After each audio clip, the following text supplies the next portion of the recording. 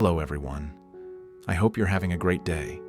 Today, Alex expects a normal day, until Mai suddenly asks to meet him alone and confesses everything. And before the day ends, Mai goes straight to Tuna's home to apologize face to face. Here's the hook. After a betrayal this big, can anyone truly forgive? If you enjoy the story, don't forget to subscribe so you won't miss the next videos. Let's begin. Alex started the morning at the bamboo workshop with Mrs. Chung. It wasn't a formal inspection. He walked the floor with her, watched the cutting and bundling, and paid attention to the parts that could turn into problems. The first issue was space. Finished bundles were stacked too close to the walkway. Raw materials were also sitting in places that made workers squeeze through narrow gaps. It was workable for now, but if one big order came in, the workshop would choke. Alex pointed to the storage corner. If we keep stacking here, people will trip and product will get damaged. Mrs. Chung nodded. We're short on dry storage. The back area is almost full. Alex looked around and made a quick plan. Move the shelves to open a clean lane. Keep the walkway clear no matter what. If you need to slow down for half a day to reorganize, do it. Mrs. Chung hesitated because slowing down always felt painful, but she agreed. She called 2 workers over and started giving instructions right away. Alex stayed long enough to see the shelves being shifted and the lane opening up. Then he checked the temporary cover where some bundles were waiting. If the weather changes, this won't hold, he said. We've been fine so far, Mrs. Chung replied. I don't want so far, Alex said. Add a better cover or move these deeper inside. I don't want moisture touching the stock. Mrs. Chung nodded again. Alex liked working with her because she didn't argue too much. She might push back once, but she always did the work. When Alex stepped aside, his phone buzzed. He checked the screen, then called Mai. No answer. He tried again. Still nothing. That was unusual. Mai normally picked up, even if she could only speak for a few seconds. Alex didn't jump to conclusions, but he didn't ignore patterns either. He called once more, then stopped. He went back to Mrs. Chung. I'm heading to the cassava powder plant, he said. If anything changes here, call Lan. And if storage gets tight again, stop and reorganize. Don't force it. Mrs. Chung nodded. Go. I'll handle this. Alex drove to the cassava powder plant without wasting time. When he arrived, he didn't walk in talking. He watched first. He looked at the flow of workers and how materials moved through each stage. He checked how they handled the finished product and how they stored it. He asked a supervisor for a short update on the day's run, and the numbers sounded fine. Then he saw Mai. She was standing near a workstation, holding papers, but her attention was clearly off. A worker asked her something, and she responded late. She stared at the same page, like she wasn't really reading it. Alex walked closer. Mai. Mai startled slightly, then forced a polite smile. Alex, you're here. I called you, Alex said. My phone, I didn't notice, she replied, and it didn't sound convincing. Alex kept his voice calm. Are you okay? I'm fine, Mai said quickly. Alex didn't argue with her in front of workers. He asked 2 short questions about the production process, listened, then stepped aside and called Min. No answer. He tried again.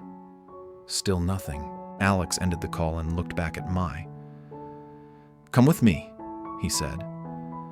They walked to a quieter corner where fewer people stood around. Alex didn't raise his voice. What's going on? He asked. Mai looked down. Nothing. I'm just distracted. Alex waited. Distracted by what? Mai didn't answer right away.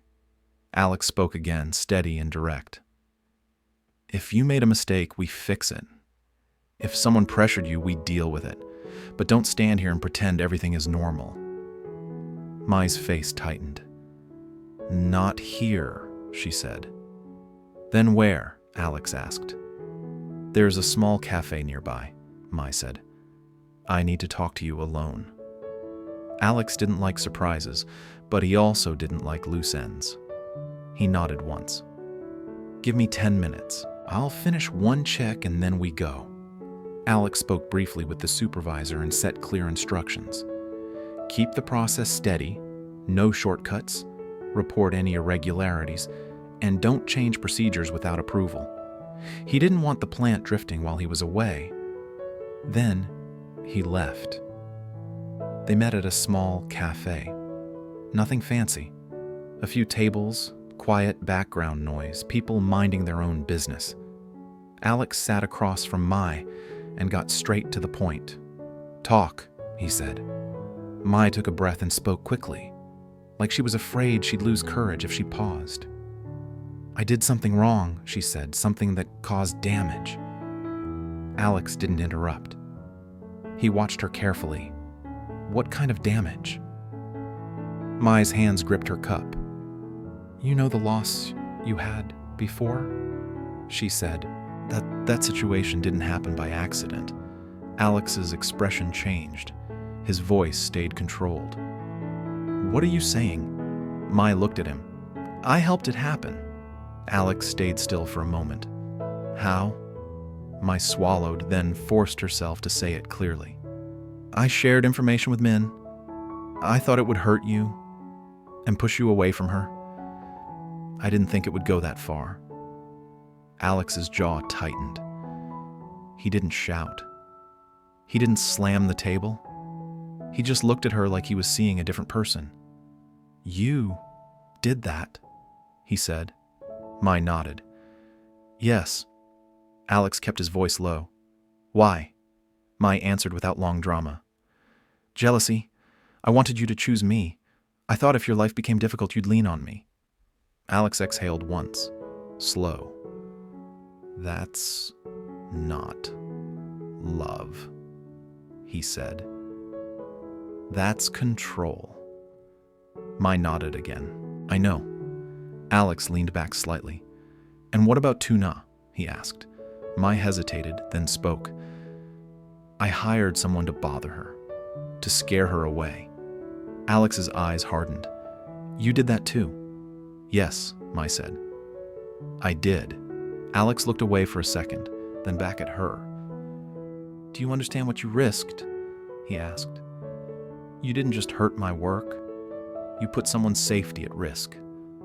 Mai nodded. I understand now.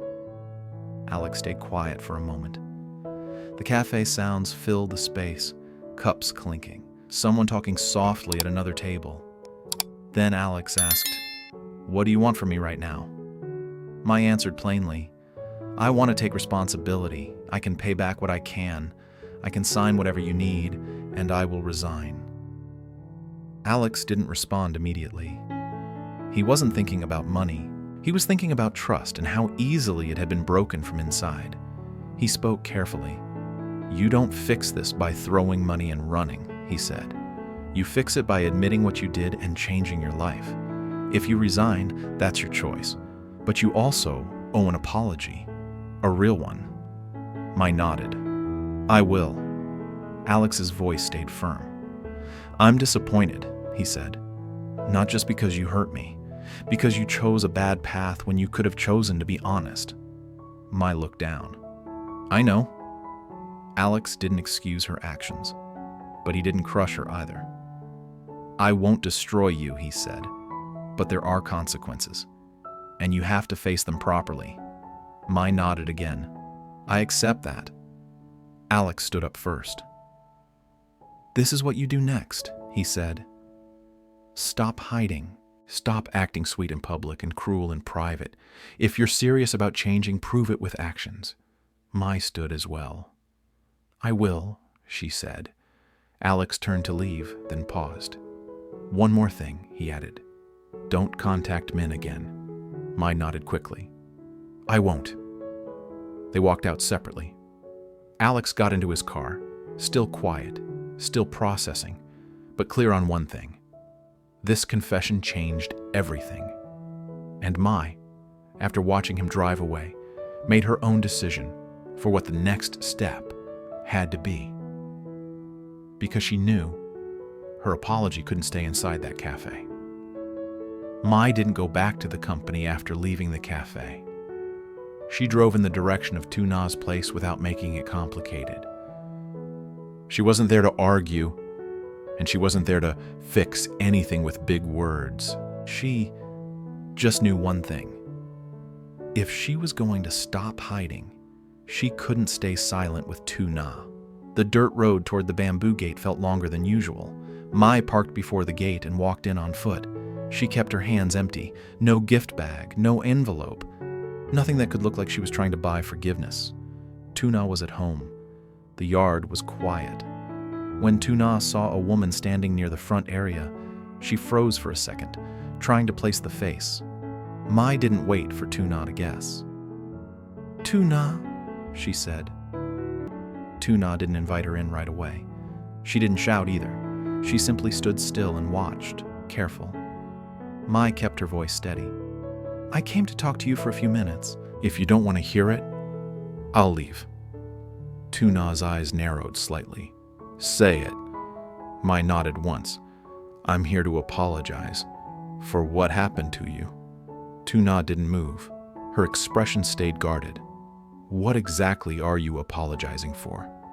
Mai didn't use soft, vague language. She didn't say, "misunderstanding." She didn't pretend it was small. "I paid someone to bother you," Mai said. "To scare you. To pressure you." The yard went quiet in a sharp way. Tuna's jaw tightened. She already knew the face of the man who had threatened her.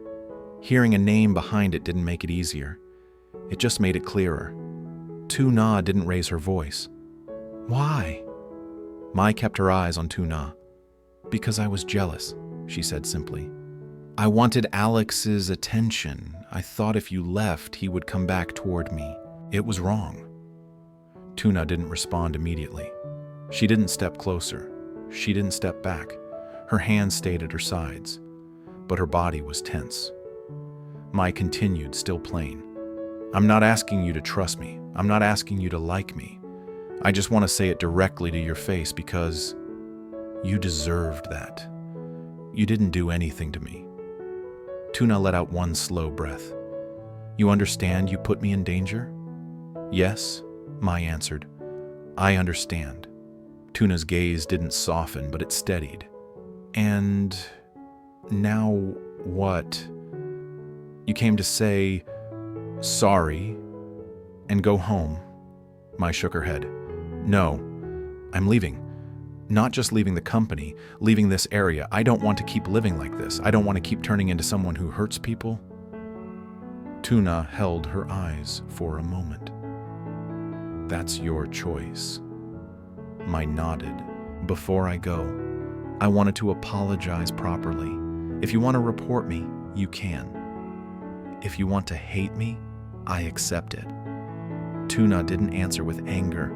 She spoke like someone tired of chaos. "I don't have time to keep fighting," she said. "I just want to live quietly." Mai looked down briefly, then back up. "I also want to compensate you," she said. "For what I caused, I can—" Tuna cut her off. "No." Mai paused.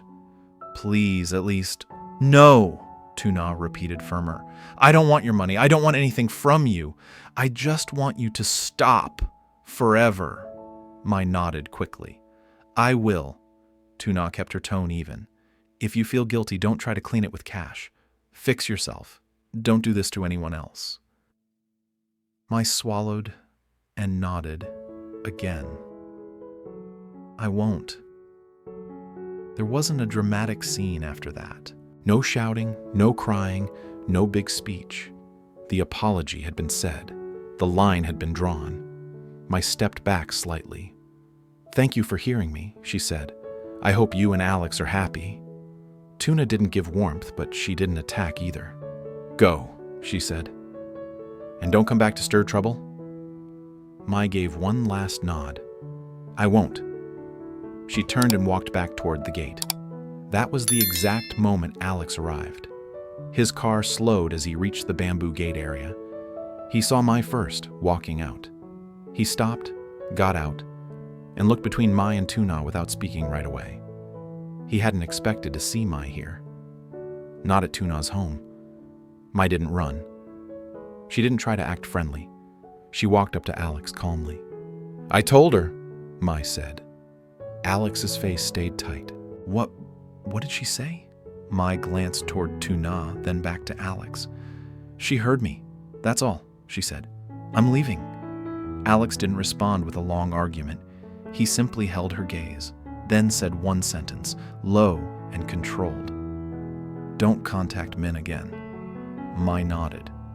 "I won't."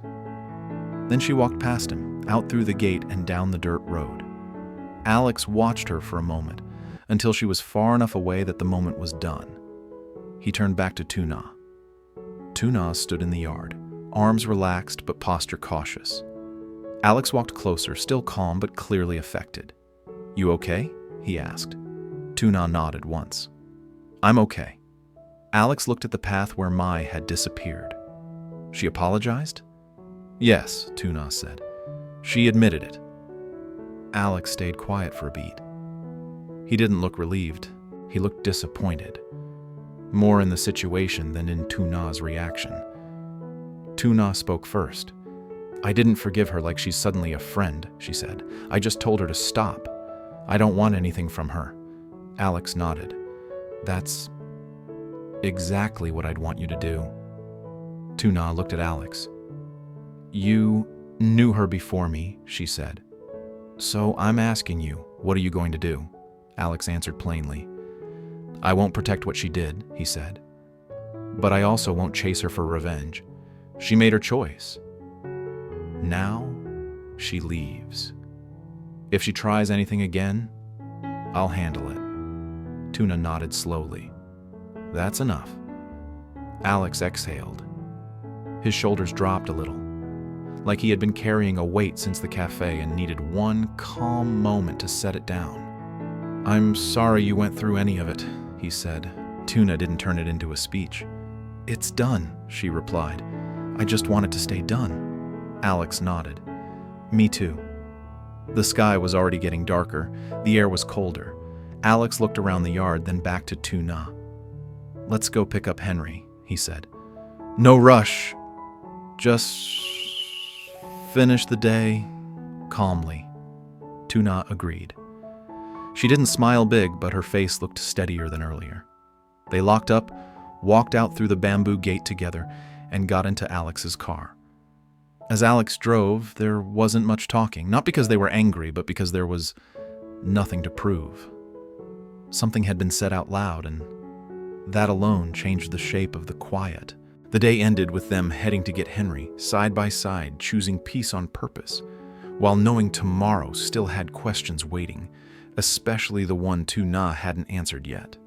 Alex dành cả buổi sáng kiểm tra tiến độ sản xuất với bà Trung, rồi nhận thấy My có vẻ lơ đãng và khó liên lạc.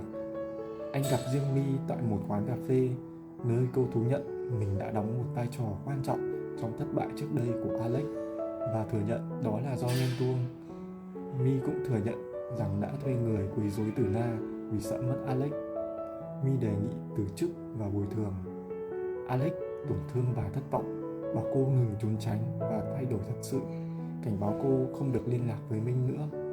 Sau đó, My đến nhà Tuna và xin lỗi trực tiếp, thừa nhận đã trả tiền cho người khác để đe dọa cô ấy. Tuna từ chối bồi thường, bảo My hãy dừng lại mãi mãi và chấp nhận lời xin lỗi mà không trở thành bạn bè. Alex đến khi My rời đi, xác nhận những gì đã xảy ra và anh cùng Tuna quyết định kết thúc ngày một cách bình lặng bằng cách cùng nhau đi đón Henry.